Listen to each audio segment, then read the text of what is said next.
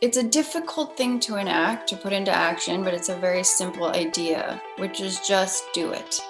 Just take the steps, just follow through, just send the email, just pick, make the call. And I say that because that's the thing I still struggle with the most. There are certain things I need to confront, or certain things I need to handle, and I avoid them because I don't want to be told no or fail. But someone said it to me recently where they said, every no, thank that person. And I was like, you're crazy. Like, what? And she's like, no, be in straight gratitude. They didn't waste your time. Welcome to the Conscious Leadership Podcast, where soulful entrepreneurship and holistic mind-body wellness meet to help you heal, discover your soul's purpose, and change the world. I'm your host, Gabby Ortega, entrepreneur, psychology expert, social media maven, and soulful leadership coach. And it's my mission to empower you into becoming the light leader you're meant to be. Each episode will be diving deep into topics that will help you gain personal mastery over your healing and mind-body wellness, while also giving you practical tips and tools to help you create, market, and scale a heart-centered business around your soul's purpose and life mission. Whether you're in the beginning of your self-awakening journey or a seasoned inner work god or goddess who's ready to step into their leadership as a soulpreneur, this is going to be your new favorite place to be. We know that you don't just want to feel happier and more fulfilled, but you want to deeply know yourself and powerfully step into your life's purpose while creating massive abundance around your mission. That's why I've created this podcast for you, the light leader of the next generation. Welcome home. I'm so glad you're here.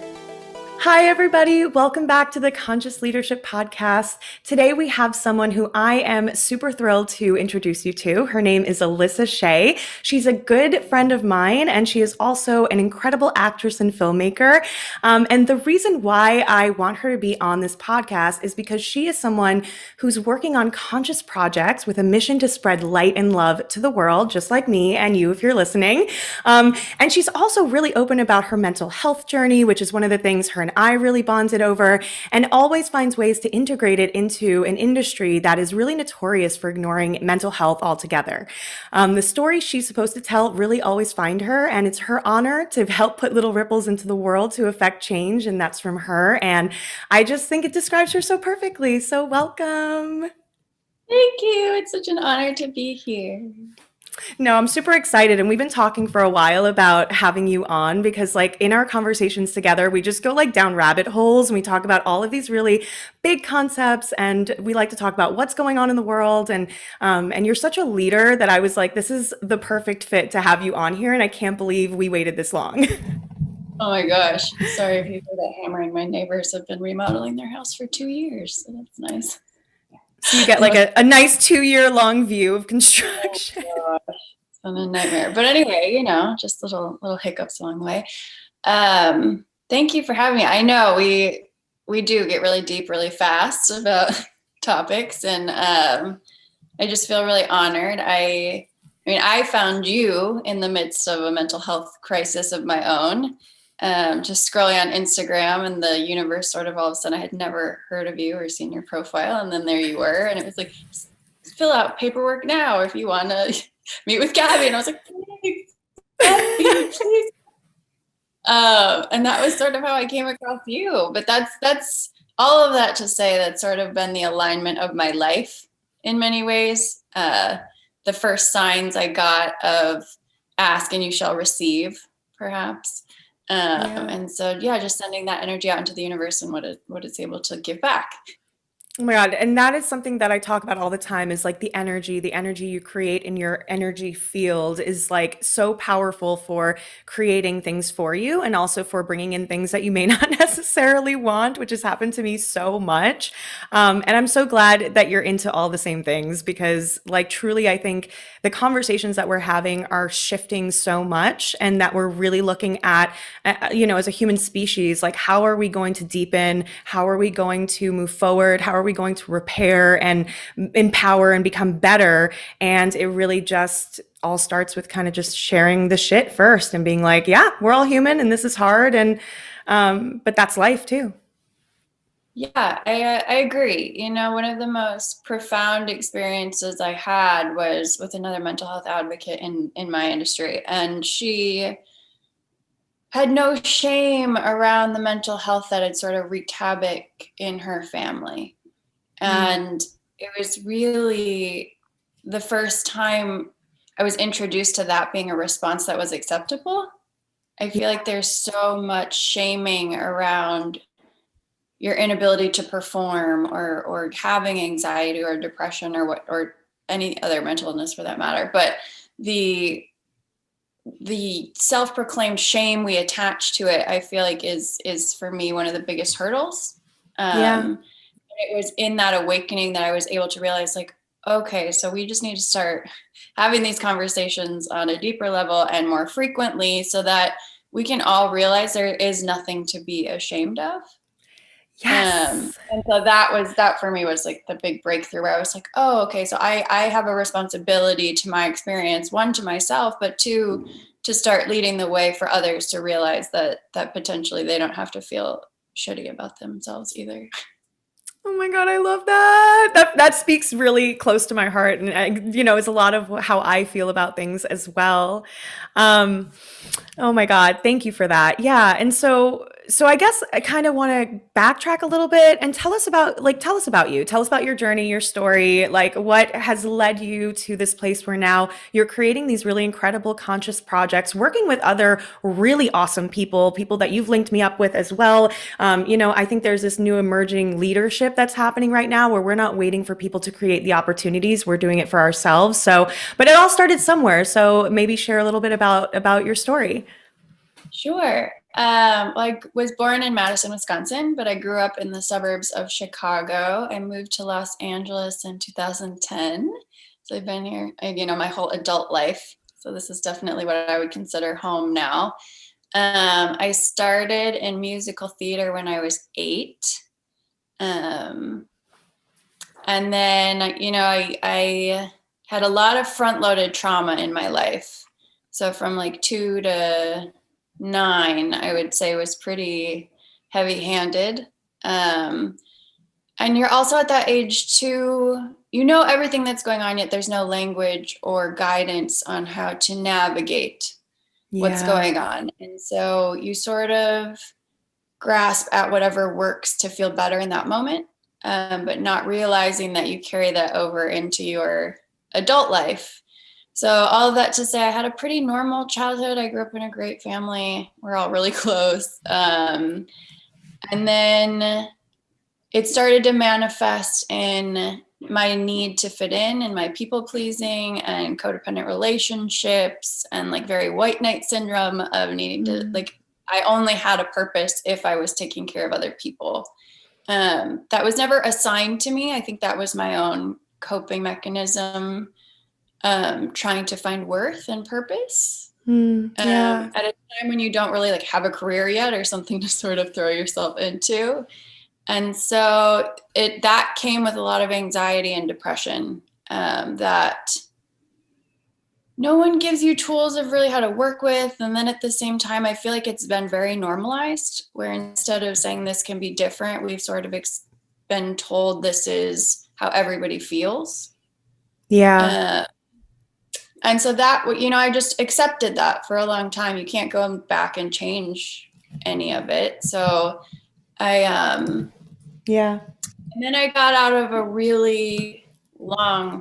a string of long, awful relationships, which is typically where most of my struggle manifested. And that was when I finally started to sort of knock down walls and open windows to ideas about how to potentially live differently. That was not a linear path. I started and stopped a lot. I chalk it up to the fact that I don't think I was quite ready to, I wasn't emotionally stable enough to revisit some of the old traumas in a healthy way. And so opening it up, I sometimes backed away from it. It's hard. It's like, that is some of the most painful stuff to do. And me too. And I think that everybody who's listening, who's done their own inner work, knows it's like, you do as much as you can. And you have to take breaks and kind of regroup and all of that, because it is not linear. It's take it day by day. Yeah. And one of the biggest things I really had to tackle, and I think this is twofold. One, growing up in an Asian household, I'm half Korean. And so we have a lot of very strict Korean traditions, especially when it comes to perfectionism and education. And so between that and then coupled with the trauma, I really struggled with starting anything because if I didn't think or know beyond the shadow of a doubt I could execute it perfectly, it wasn't worth doing. Yeah. Healing is not in line with that at all. And so that was like one of the first things I had to get over was you're not going to do this perfectly. There is no such thing as a perfect approach to healing. It is completely an individual experience. And there are certain tools, obviously, that help pretty universally, I would say. But they're just a start. Yeah. I remember going to therapy though, like, and I don't know if this was you because I'm such a perfectionist. I would go to therapy and be like, this motherfucking therapist is not going to know what hit her. I am going to be the best therapy client this person has ever had. I'm going to get a straight A's in therapy and healing. Yeah, are you kidding? It was either that or I was a mute. Like I literally would just and like not say paralyzed. Anything. There's nothing to say. We're all good. Like things are but great. No, totally. I mean, that was everything in life. And it wasn't until I learned about the difference between a fixed mindset and a growth mindset. I had really been ingrained in a fixed mindset, which put me in a position that like I was born at my most greatest, fullest, and everything since then has dwindled me down to less than, versus the growth mindset of visiting something and saying, oh, now I actually have more information or more tools to be better or grow further. And but you don't know what you don't know. And so, you get handed these tools and sort of figure it out kind of way. The older I get, the more I realize parents have no effing idea what they're doing. It's so true. And not to knock parents, we're all just humans, right? There's no manual. The best that they can do. And I applaud them. I love them. I mean, even just being like a dog mom, I'm like, I would give up my life for them, right? Yeah. But that being said, like, we're all just sort of like walking trauma triggers. And then, of course, like family members make it that much more intense. And so, rediscovering, reparenting. There's so many, I'm like talking in so many different directions. No, it's all making sense because it's all part of it. It all happens simultaneously. It all sort of stems from the core, and then you have these like different strings, and you don't follow them all at once. You sort of, Yeah. Well, it's almost like you go down a path and you take it as far as you can go or as far as you're willing to take it, and you go back to center, and then you go down a different path and pull a different thread and explore that facet, because there are so many different facets of healing, so many different things to look at, and we'll constantly be challenged to kind of go deeper and check in more and like look at this more, but then, take time to come home also and kind of take a break for a little bit. That way it's sustainable too. I think for me, the perfectionism thing in healing showed up like, I'm going to do all the things at once and I'm going to do all of them amazing and I'm going to heal so fast, and like quickly was so paralyzed and overwhelmed. And then I was like beating myself up, and then I would give up. If I couldn't do a meditation every single day for 45 minutes and go to therapy twice a week and like do this and do that, then like we're not going to do anything, because why bother?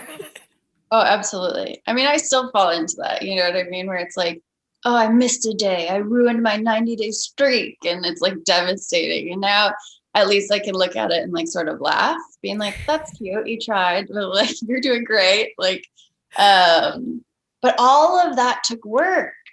It sounds so simple now to say it, you know what I mean, in hindsight, and I can laugh about it, but like, it's so fascinating to look back at how devastating that actually used to be to me. Yeah. Like completely. And then it's all the great work and all the steps forward. Just there's no gratitude that, for what the work that's been done. Yeah. So that's been an interesting part of the process too, is learning to recognize yourself again as this newer version or cleaned up, or I don't know if that's correct terminology per se, but just an evolved version of yourself, that you don't have to continue to hold on to things that don't serve you. Yeah. And that's like the hard thing too, is like recognizing those things that aren't serving you and actually giving yourself permission to shed them, even though it's painful, even though it hurts. And some of those things that you get rid of are also parts of yourself that you're holding on to, the things that you're doing that aren't serving you. Like it's, I think a lot of times people forget, like, when we're talking about self-love, we're talking about healing. Yes, we're looking at the things that have happened to us, but let's not all be narcissists, okay? Like we've done things in our pain. We have betrayed ourselves. We've betrayed people we loved. We've hurt people. Like it's what we do when we act out of being unconscious. And part of what has to happen too is like a self-responsibility element and kind of just recognizing like part of it is also like, how am I holding on to things that are not serving me anymore? And this is like, if you're thinking about like patterns you fall into a lot and things like that, ask yourself, how is this serving me? And actually, in many ways, a lot of the negative patterns that we have did serve us at one point. Like I remember for me, like learning how to be small and to like just kind of be a chameleon around people was an adaptation. The people pleasing was an adaptation to trauma. Like that kept me fucking alive, like psychologically, because I could have like little connections with people if I was not myself. And at the time, that's what worked and that's what got me through. But then you reach a certain point where you're conscious and aware and you're like, that's not working for me anymore. And I don't know who I am without this identity, without this chameleon, like without then who am I? And I had a crisis for sure. And I was like, I don't even know what color I like. I don't even know what food I like. I did not know the basics. Yes. Oh my gosh. I absolutely had that. I didn't know any of those things. I didn't know what kind of food I liked. I didn't know how I wanted to dress. I didn't know because everything, I was just a constant reactor to life instead of living my life. But it took me a really long time to even recognize that. You know what I mean? Yeah. And to be really fair, like in my trauma and in my survival, I also thought I was a freaking know-it-all. So I'm going to... I can relate. You can't fucking tell me. You don't know. Like, and in that, causing its own wake. But it took me a really long time to confront the fact that perhaps I had to start over again, which happens all the time. Now I can appreciate it. A fresh start is like such a blessing. But at the time, exactly that. Like I didn't even know who I was, what I would look like without these things that I had sort of, put in my backpack and carried all these ways. And it felt as if I let go of it, that I would cease to exist altogether. Ooh, that is, I just got chills. Yeah, like that's what it feels like. Yeah. I just really felt that like if I let go of that trauma, if I let go of the hurt, then it's such a huge part of who I am, then there would be nothing left to even fix or address. Which is why I feel like a lot of people say they're scared of change. I don't think people actually are scared of change. I think it's like a misdiagnosis almost of what they're looking at. I almost feel it's the fear of no longer having a basis from where to operate from. It's like almost like not having a footing in reality anymore, like not knowing what's real, what's not, like the unknown of it. Yeah. So that was a huge part of my journey. I'd say, to be honest, like once I got aligned with and committed to doing it imperfectly,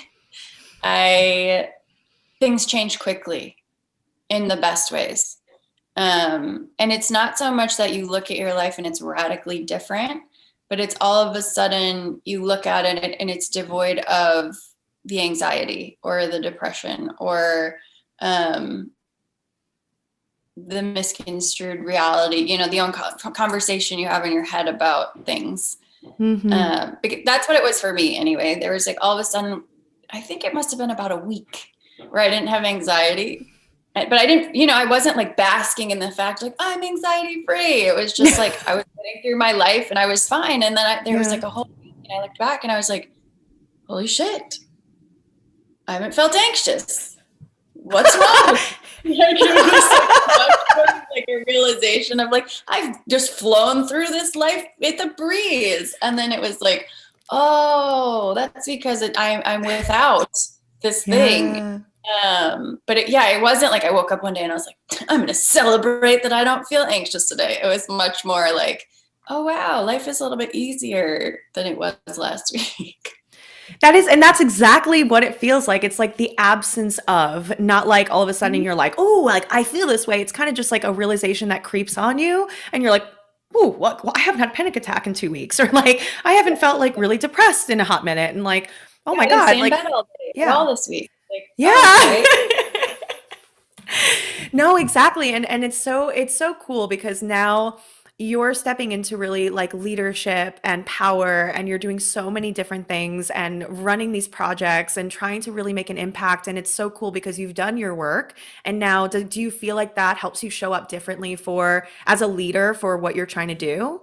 Absolutely. I mean, it, everything in my life, like whether this is a good thing or not, is connected.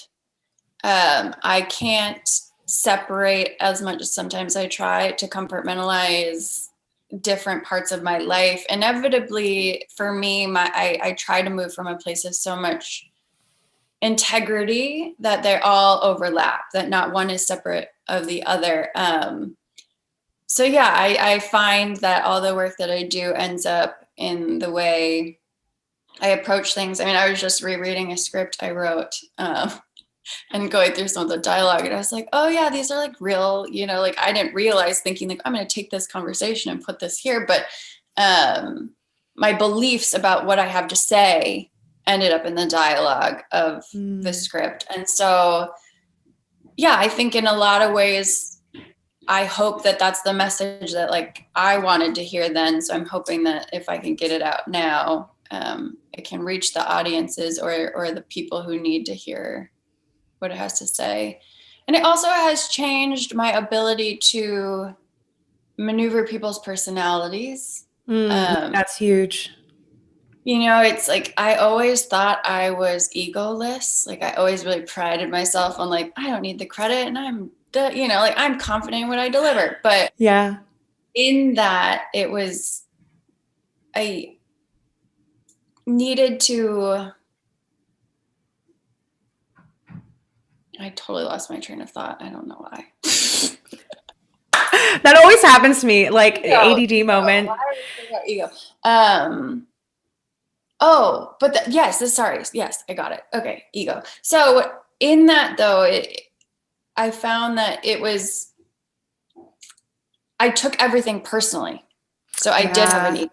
I was making it about me. And like when they were upset, I thought it had to do with me. And that's a different approach to ego, more than being like, I'm the shit. Nobody did it. But like, That's all that about I me. was the center, Yeah. of it all. And that if they were upset, it's because I screwed up, or if it, and so being able to now stand above that and not, and witness it versus being in it and choosing how I respond to that, it has been huge in the way that I've been able to, I think, lead teams or even, just people around me.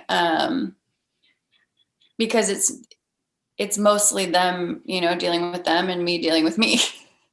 Yeah, that's huge. If you guys are listening right now and you're like running a team or you're a part of a team, like having a leader or a boss or somebody like this is really important. It's rare, I think, right now, but I think we're going to see more and more individuals operating in this way who have teams. But like, yeah, if you want to make it easier on yourself, and figure out what is it that belongs to me and what is it, so you can differentiate what belongs to me, what belongs to this person that I don't have to absorb and take on.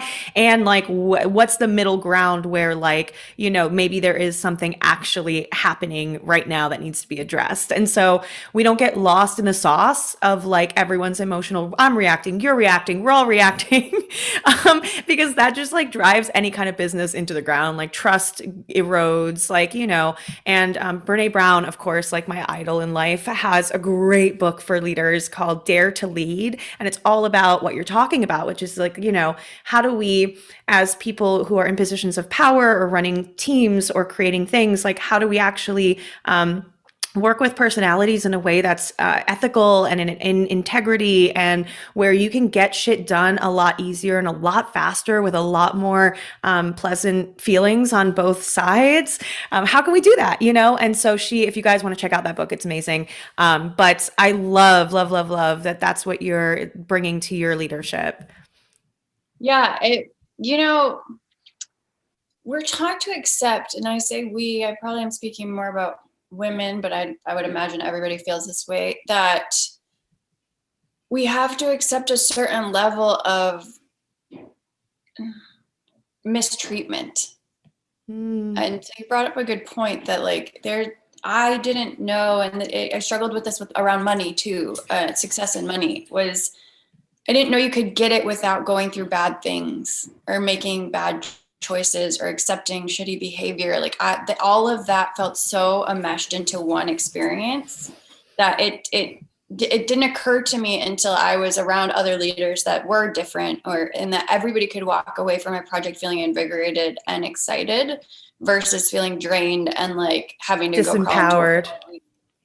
Totally. Yeah. And that was super eye-opening, because as a new person stepping into an arena, it's the same as being a child. You just absorb and assume that this is how things work.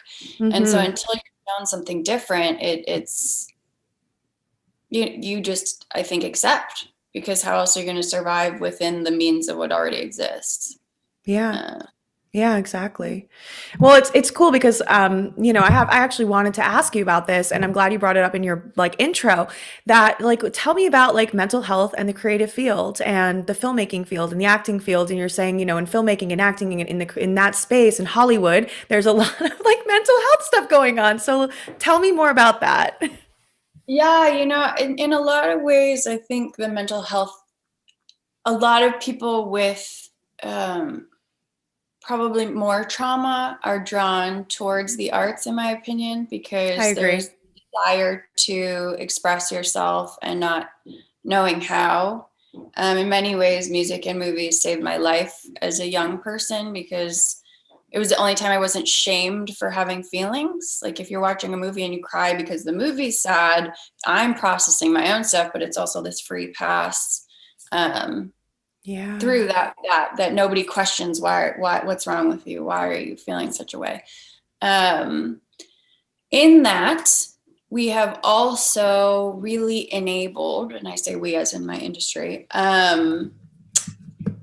really awful habits and behaviors that perpetuate abuse and mental health triggers and mental health crises, in my opinion.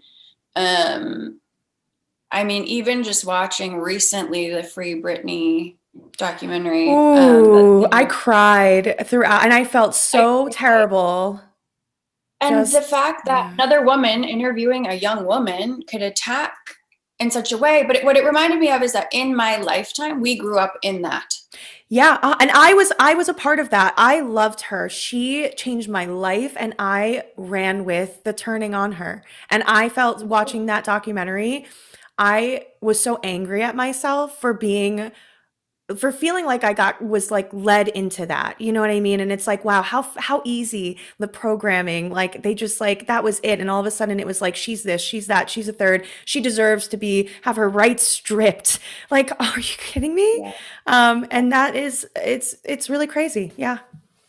Yeah. And so watching that and then realizing we have not distanced ourselves from that yet. I think that we are stepping in the right direction. I think that these conversations are absolutely necessary at this time, because people's ears are open. And energetically, I just feel it's sort of been, space created.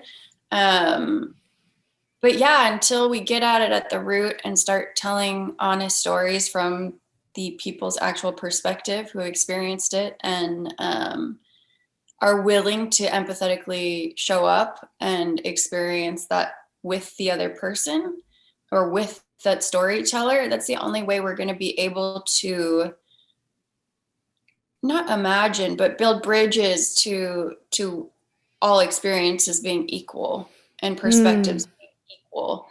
Yeah.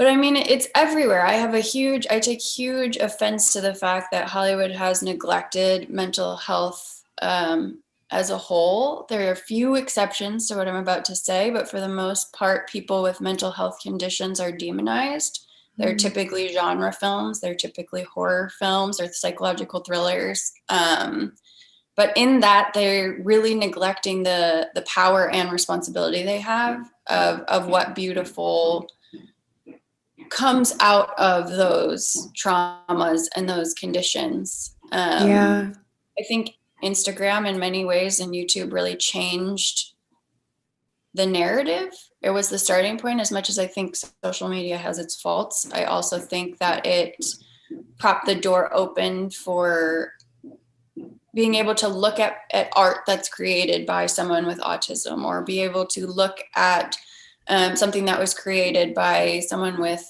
dissociative identity disorder, schizophrenia even. There's so much there. There's room for more voices. There's room for everybody when in social media. I think that's so freaking powerful. And I love that. I think, it can go either way, but social media can be an incredible tool for helping people find a voice. Absolutely. And I mean, this hit me last night. I was doing some research for a film, and it said 1% to 3% of the population had said disorder or mental health struggle. And I did the math. And when you really think about 1% to 3% of 8 billion or 7 billion, you're talking about tens of millions of people suffering with a disorder that's been said to be not a big deal. Yeah. That's a pretty big deal. That's a lot of people without tools or even being acknowledged that their existence is valuable. Every signaling they've gotten is that it doesn't matter, and it's not a big enough problem for anyone to put a light on it. And that was just like something I came across last night that really like bothered me. We have a lot of showboating of people who say they care and say that they want to be part of it, but when it comes down to the brass tacks of doing the work, it still gets brushed over, in my opinion. And I think that that's sort of what we were seeing even most of last year with all of the Black Lives Matter and struggles that came up. It was not a big enough issue, and then everybody sort of slapped a Band-Aid on it and put their banners in the window. But what are they really doing to further the conversation? Like what action is actually being taken? Yep. And I think that that's the hard part, is like the trauma survivors, is that like the idea of confronting everyone and like holding everyone responsible is like our worst nightmare. Literally. Like everybody's like, you gotta talk, like you gotta like hold people accountable, talk out about this. And it just triggers everybody. Number one. Number two, then it becomes like triggering for me. Like this isn't healing. That isn't healing. So that finding the community to realize that there's like we're more than an army of one, and we have the stability now to move as a unit. And I still see that that's one of the biggest tactics that anyone benefiting from the way that things are use, is that they want the separation, the desire to make you feel as if you're the only one, so that we don't get together and really shake things up, because that's what's now, and I see a lot of resistance to that. So wait, what are you seeing? What's happening? Oh man, I just think that the extremes have gotten more extreme. So the people who need to be louder on the right side of things also infuriate those on the wrong side of things to do and say things that are that much worse. I think that, especially in the last administration, not that I want to get political, but I think that we did see a lot of people who felt they were playing chicken to step up to the plate and like, dig their heels in on their views, and that actually promoted worse behavior than they even actually stand behind or represents their beliefs. Yeah. Absolutely. Credit, but I do think that when we get into a triggered space, we go to a little bit more extreme. Oh, hell yeah. Yeah. Because you're in fight or flight when we're triggered. We're in a different state. And it's like we actually our brain kind of cuts off blood flow to our like conscious part of our brain, which is where we have logic and reasoning, and it goes all towards fight, flight, fawn, like paralysis. Like that's it. Those are the options. And so Yeah. being able to total paralysis, like I don't know what this is, but that's like I think of like a bug on its back, like meh. And it's literally you just do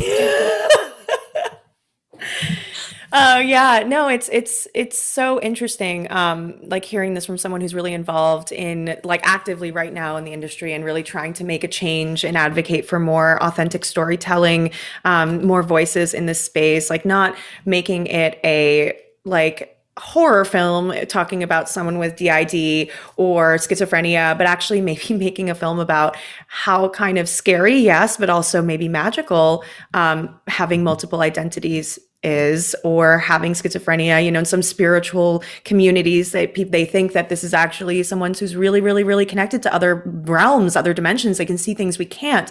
Although we treat them like they're super ill, maybe that's not the story. Like, what story can we create? What alternative stories can we create that are healthier, more supportive, more empowering for people around our differences, you know? And it's really, timely that we're having this conversation because I was on TikTok, of course, yesterday, and I'm seeing all this stuff about, I don't know if you've heard about this, but a movie that Sia just dropped with that dancer, Maddie Ziegler, and it's called like Music or something, I don't know, but basically there's a lot of uproar because Maddie, this girl, is supposed to be playing an autistic artist, I think, dancer, singer, something. I haven't seen it myself yet, but I've seen clips and it was really disturbing. And they have been advocating for someone with autism to play this role because, like, why should what? Like, what? We're 2021. But they didn't, and now it's a whole thing because it's like a caricature of someone's, you know, lived experience, and it's not okay, and it perpetuates like one version, a caricature of you know, someone who's neurodiverse, you know what I mean, and that's Sure. not okay. So it's really, and when that came out and I knew we were talking, I was like, oh, that's really timely because I've been sitting with this trying to figure out, like, you know, yeah, like what do we do? Like how do we just like not get caught in this again and again? You know, it's really interesting because from an acting standpoint, I really don't advocate for method acting. I think it's really dangerous, especially the more I learn about the brain and the inability to separate what's real and not real. It's just Yeah. electrical signal, you know, and then we assign meaning to it. So when we can use, you know, the actual person or with the lived experience, I think it's going to broaden our perspectives, as you're saying, instead of it being a pigeonholed caricature of an idea. But yeah, from the acting standpoint too, there's part of me that's like, yeah, we don't have to necessarily go through it to empathize or connect with. When it's something as specific as autism, I'm not using that as an example, but I think that there's definitely space for using an autistic actress. Absolutely. I actually know a musician who's autistic, and he's amazing. And if he didn't self-admit it, you know, like I don't see him in private, I only see his online persona, so I would never know. But yeah, he speaks about it a lot, and the difficulties of that, and you're never going to be able to create that experience in my imagination on the level that he could deliver. Yeah, and you bring up a good point too, which is this kind of tricky space where as artists and creatives, like what is the border between what's kind of acceptable, what's not? Aren't we as artists supposed to kind of push the edge, push the envelope? We are representations of ideas. We're expressing metaphors and symbols, and so there's so many layered like things to it. And so how do we? I think we're just starting to figure out, like, how do we balance that? Like, how do we balance being creative and wanting to step into the lived experience of other people? Because I know for me, when I was a kid, doing musical theater and stepping into the lives of different individuals with different backgrounds and different histories and different things, helped me figure out kind of a little bit who I was. I was like identified with pieces of them, and I was like, oh, that resonates. It also helped me, like really like not be myself at a time that felt very dangerous to be myself. And it was actually really healing to be someone else for a little bit, although it's very like, egotistical childlike kind of way of thinking about it. But You were a but I was a like, child. But I think, yeah, it's like, it's really difficult. It's like, how do we navigate the fine line between making sure we're being really, really respectful and also like maintaining our integrity as artists and our ability to really explore new things? Yeah, I've thought about that quite a bit. I think right now an overcorrection needs to happen, in my opinion. So erring on the side of advocating too much. Not that I think that that's even possible, but really advocating too much. And then there will be space for everyone to be involved in every conversation. Right now, the issue is still that the people with the lived experience are being shut out from having an ability to tell their stories at all. Yeah. I mean, I think even a great example of that, in people can comment this how they like, but Michaela Cole, her series was phenomenal. It was her lived experience and trauma, an artistic take on her, expressing her trauma in her way. And it was raved about, especially respected within the industry as far as performance and content and creativity, and was completely shut out of, I think it was the Golden Globes, as far as any, industry nod that she did a great job. And then you have a show like Emily in Paris, which in a lot of ways perpetuated a lot of backward motion, in my opinion. Yes, I agree. Did I beat it up and did I put it on when I needed mindless TV on? I did. Did I have a lot of issues with the fact that it still brought up like girl on girl jealousy and how do you navigate these relationships and social media and like likes matter and privilege and money? Like there was so much of it that it's just uninventive at this point. Like there's so many stories you could tell that are extraordinary. Excuse me. Puppies are always welcome on this show.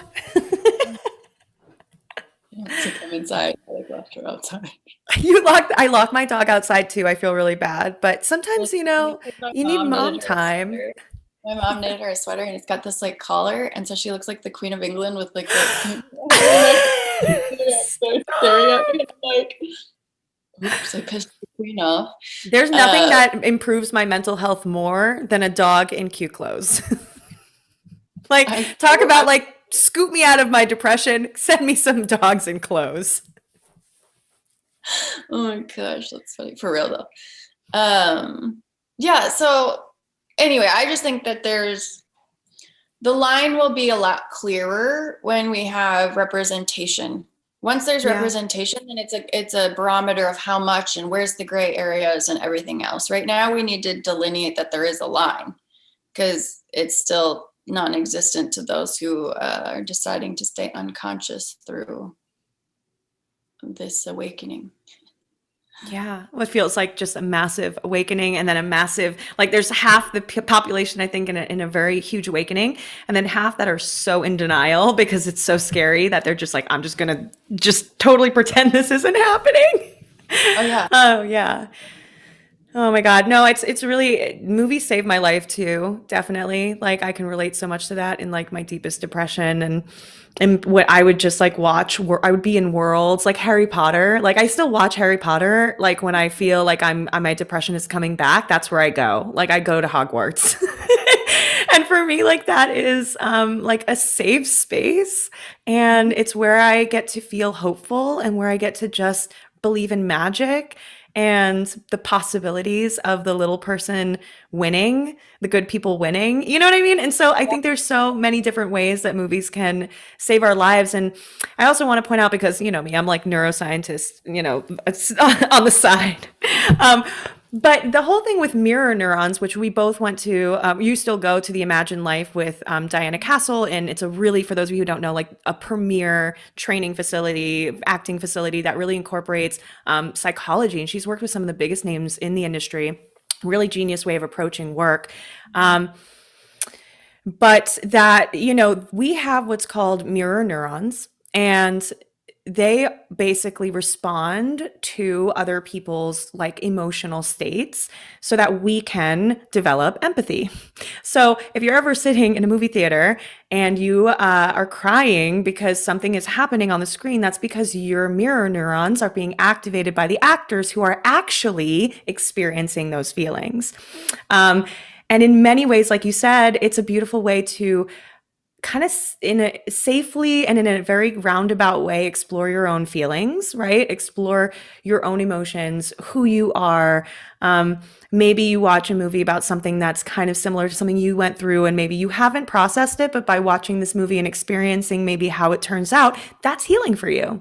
You know, your brain can't tell the difference, but you know, it's it's like yeah, it's like a direct brain experience when you get to witness a really beautiful performance that hits home for you for some reason. And so I do hope that, and I do see that there is going to be like more stories that are told, and different kinds of people's realities that'll be explored. And the more that we actually get to do this, the more we actually get to heal as a collective, because we can now identify with that person who looks different than us. You know, we can identify with that culture that's different than ours. Like when we start to feel those emotions from the stories being told by other people, we connect with other people and we connect with wanting to open up our hearts to different things. And that is huge for bringing us all together. Like that really is so huge, especially if we don't live in communities where we have access to maybe different kinds of individuals or people from different backgrounds. So if we're ever really going to join together, I think movies are going to be, and media is a huge, huge part of that. And right now, you know, we're not seeing it used for lots of good, but we're seeing it slowly and surely like shifting in this conscious direction where we're like, okay, how can we actually use this to empower change and activate growth within people in a very, very intentional way? Yeah, absolutely. I think that one of the biggest differences I've seen is the chokehold that was on where the financing came from to allow disruptive media through. It shouldn't be, but that's sort of what it was seen as, disruptive or risky or not on brand. But I think that there are enough people now on the side of wanting to open themselves up to a new perspective. So I do see more financing trickling in for the projects that are important. And so I think that was the first, snakehead to go. It's one of many. And it's still, in a lot of ways, has disrupted the model in which, that they felt secure with. And so it has shaken things up as far as like casting. There's really, movie stars are not the same as they used to be. They don't equate dollar amounts in an exact way as they used to.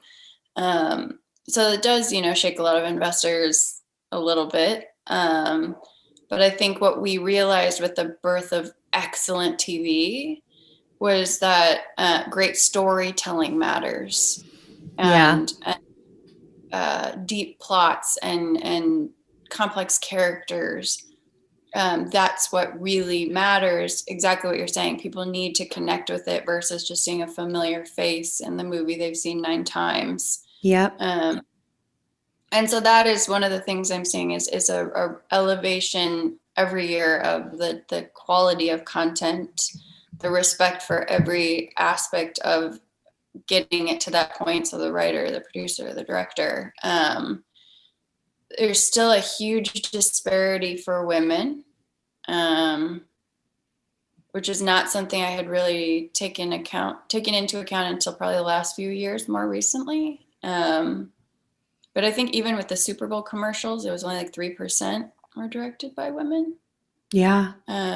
Do you know that only 2% of businesses that are 7-figure businesses and higher are owned by women, or run by women? 2%. 2%. Yeah. This is like the only way, you guys, that we're going to change these statistics is not by waiting for someone to say, it's your turn, here you go. It's like, no, grab your cojones, your boobs, whatever, gird your loins, get out there and fucking do it, because no one is going to give you that permission to take that power, that spot, that space. Like, you created this for yourself, and like, that makes me feel super inspired, because I hope anybody who's listening to this is like, great, I'm going to get on YouTube and start my own content. I'm going to just like grab a camera and a bunch of friends, and I'm going to start making stories that fucking matter. Like, you don't see your story out there. Go talk about it. Go make it. Go put it out there. Don't wait for someone else. Because that is how we're going to get where we want to go faster, for sure. Absolutely. I think that was part of the system. I think it was very intentionally put that without the invitation to the table, you would never fit in, or without, being let through the front gates, that you were never going to arrive. And so we all sort of towed the line and created this weird competition that there wasn't enough space for everyone. The older I get and the more work I do, the more I realize that is not at all the case. And when I stopped asking for permission, and that's not to say running out into the world and being an asshole and just demanding things, but side note, don't do that. Yeah, no, people mistake that. Like, I'm not going to ask for permission, I'll just ask for forgiveness. It's like, it doesn't have to be one or the other. Like, you can do like, and it's a slippery slope if you're not in a healed place. Like, that's what I mean. That's why I sort of prefaced it. I was like, I don't want everyone just think they can like bulldoze their way out into the world and that's going to like yield great results. It's not. No, people still don't like assholes. No, I'm kidding. But I just think that it's the allowing of yourself, giving yourself permission. I think that's the words I was looking for. It's giving yourself permission to venture out into like the unknown, and not necessarily the rules passed down are the only rules. Yeah. I think that they service a lot of people who benefit from that way of thinking. And so that's where we need to challenge, is like, what are the intentions of the limitations that are being put in place? Yeah, like who do these limitations benefit? Sorry, you broke up and I like talked over you. No, but it's true. Like, who do these rules benefit? Ask yourself that question. Question everything. Everything everything that exists in this world exists because it was someone's idea. We didn't just wake up with all this shit. It's because someone somewhere said, ooh, I bet there's a way to get people to talk online, and we can do this with a video chat thing, and I'm going to create that. Zoom is here because someone thought about it. Like, systems are here because somebody needed something and wanted something, and so they created rules so that they could get what they wanted. So think about how these different things, like everything ask yourself, who does it benefit, and really dig into the fact that it's kind of might cause a little bit of an existential crisis, but that like nothing means anything. There are no real rules and everything means nothing. And then the other thing is what kind of triggered a thought in my head when you were talking about this kind of false sense of competition that's created. There's not enough room for all of us. I got this image of like, how like back in the day before COVID, there were clubs and you have like a long ass line in the front, and the club it's not full, but they're like, hey guys, like you're gonna have to wait like an hour and blah, blah, make it look a certain way. And everybody's like, oh my God, I have to get in. You get in. No, you're not gonna get in. You're not pretty enough. And all of a sudden this like line, it's like, no man, let's just go around like the side door. And like, there's actually tons of room. There's just a bunch of jerks in this door. So let's just go around the other side. Yeah, absolutely. And we're also at a point where it's just going to take more courage and more bravery than should be required to get to where we need to go. But that's just the burden of undoing the generational traumas that exist, in my opinion anyway. And so we're having to do a little more than we should be required to at the moment. But the only way to unseat those at the top is to get to the top. They're surely not going to allow us through the front door, as they don't want to be unseated. Yeah. So it's a way of getting to that point differently, though, so that we are already breaking the trauma cycle attached to how others got there. We don't have to like repeat these trauma cycles of getting into leadership and power, compromising values, hurting other people, taking shortcuts. You can rise to the top like the cream by being awesome and nice and real and authentic. And like, that's cool too. We can do that. Yeah, I mean, and you and I have talked about this at length of just my relationship to money. I Yeah. thought all money was bad, and then you put it in a way of like money is just an amplifier. Money Yeah. is something that can be washed clean and used in other ways. It Yeah. has fallen into the hands of those that have put nastiness all over it. Mm-hmm. But we do have a conscious choice on whether or not we want to participate in that. And I think that was really important for me to hear. It wasn't that like I Yeah. was going to get there and somehow always be in a vulnerable place to be corrupted or changed and actually now the more money that I have and the closer I get to that you know ever changing goalpost end, is that I will do amazing things, and it doesn't Yeah. have to result in my perception or what I was sort of created around what it would do to me. Yeah. Oh, that's so powerful. And I think really, really, really important for, anyone who's listening to hear, because that's huge. Those of us who really have gone through trauma, who are empaths, who are healers, I think, we just really think, and I was the same way, like money is bad, money causes corruption. And you know what? It has. It Mhm. has. And the systems we have caused corruption. But also, we have a lot more conscious people rising. We have a lot more ethical, kind, empathic people rising. But in order to continue rising, we live in a pay to play world. Like, that's it. And we can all scream from the streets, this is unfair. And that's not going to change shit. I'm sorry. It does make an impact sometimes. But what really makes an impact is the really successful, really conscious, really kind, empathic, multi-millionaire who comes in and changes shit with the money that they have, because that is how they wield their power. And we just like Jedi Knights, y'all. I talk about this all the time. Star Wars, here to eternity.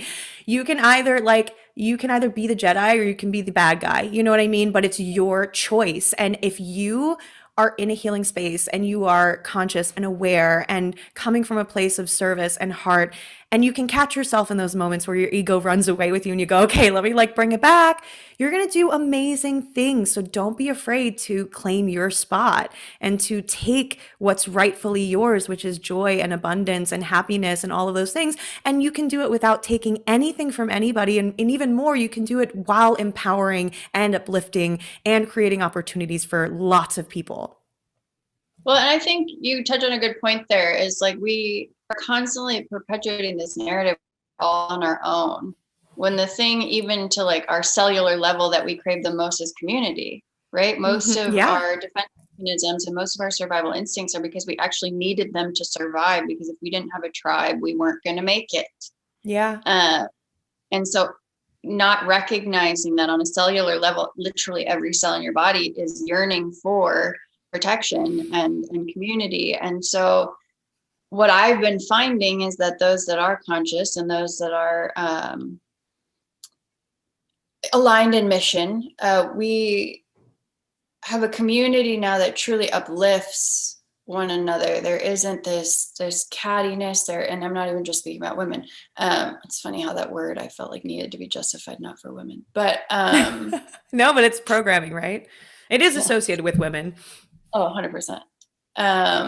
But yeah, these communities exist that really are empowering and really are uplifting, and but it takes effort to find them and seek them out. But the heights you reach as a unit, it's pretty phenomenal. Yeah. And my mom always used to say that to me, and it would make me so mad. She's like, you don't ask, you don't get. Like, if you don't, communicate, the answer is no. And I would just be like, fuck you. Like, Yeah. That's funny. My mom used to say that too. She's like, if you don't ask, you're not there. The answer's always no. and I'm like, why can't you just give it to me? Yeah. Why can't this be easy? Why can't you just like know that I'm worthy and like just be like, here you go? I'm gonna use it for good. Yeah. but yeah, and so there's just, we're taught that there's so much consequence for opening our mouths and expressing ourselves, and that it's always negative consequence and it's always going to be scary. And, we get programmed. It does happen often enough that sinks in and it becomes reality. But I think the more you align with the right people, that you can undo that, and that you'll find that that's really safe and actually very healthy. And yeah. Yeah. Oh my God, I love that. Well, I think this is actually like a perfect place to kind of wrap it up, because I think like we touched on some really good shit, and I'm really glad you came on today for this. I was like, you were like, what are we going to talk about? I'm like, I don't know. I don't plan this out, because usually I feel like whatever comes out is meant to come out. And I think everything we talked about today is so important, and so relevant to what's happening right now in the world. And thank you for sharing your story and your vulnerability with us. And, I think it's really awesome to see not just a woman fucking killing it, but killing it in a creative field, a field that's also dominated mostly by men. And, someone who is really in the healing space and conscious. It's just really inspiring. So I think I would love if like the final thing could be maybe just if you have any like words of wisdom for any women out there who maybe want to be in more of a position like yours, and they're dealing with trauma or they're dealing with healing, like, do you have any words of wisdom for them? Yeah. It's a difficult thing to enact, to put into action, but it's a very simple idea, which is just do it. Just take the steps, just follow through, just send the email, just pick, make the call. And I say that because that's the thing I still struggle with the most. There are certain things I need to confront, or certain things I need to handle, and I avoid them because I don't want to be told no or fail. But someone said it to me recently, where they said, every no, thank that person. And I was like, you're crazy. Like, what? And she's like, no, be in straight gratitude. They didn't waste your time. Yeah. And it really took that specific framing for me to understand that rejection was not actually rejection, but like a favor. Rejection is just redirection, I think, is I've heard that before. I love that. Yeah, but it really was, because it really felt like the end of the world to me. But then when I value time so much, and I'm such like an efficient monster sometimes, that like someone telling me like, oh no, it'll save you time in the long run. And I was like, okay, cool. But yeah, it's never not going to be scary. No matter how much work you do, no matter how prepared you feel. Can you be highly prepared for something and it go better? Yeah, absolutely. But it's never going to be devoid of excitement or anxiety. or fear. Yeah. Yeah. So yeah, that's really it, is when I started to hold myself accountable to just following through on the things I said. That's when there was at least forward motion that enabled the ability to make different choices. Yeah.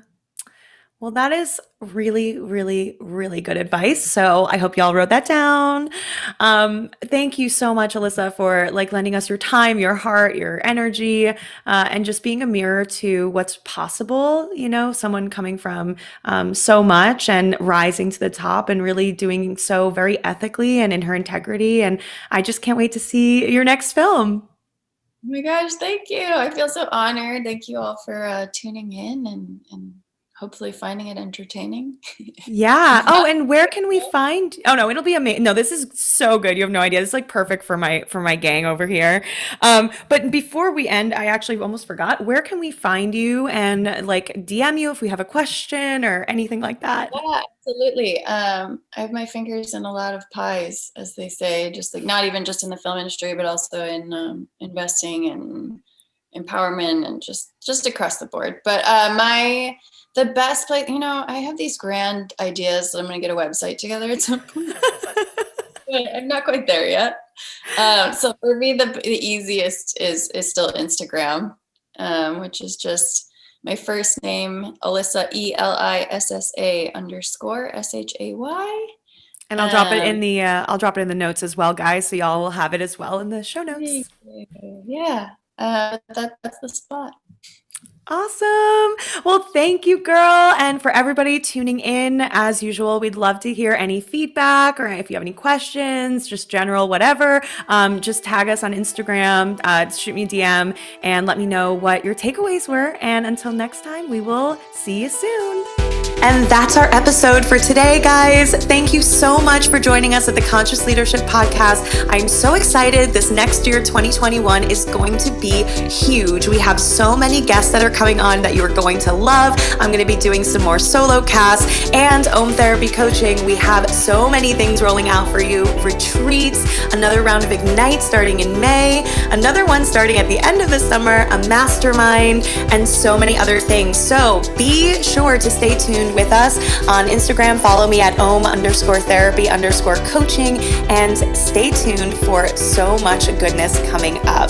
As always, I would love to hear your feedback. Head over to iTunes and leave us a review, and I would love to give you a free copy of my subconscious reprogramming workbook, and that is absolutely free. Just send me a screenshot of your review and on Instagram, and I will be so happy to send that over as my gift for you. And I am sending you so many hugs, so much love, and I hope that this week you are able to find just a little bit more joy in your life. Have a good one, guys.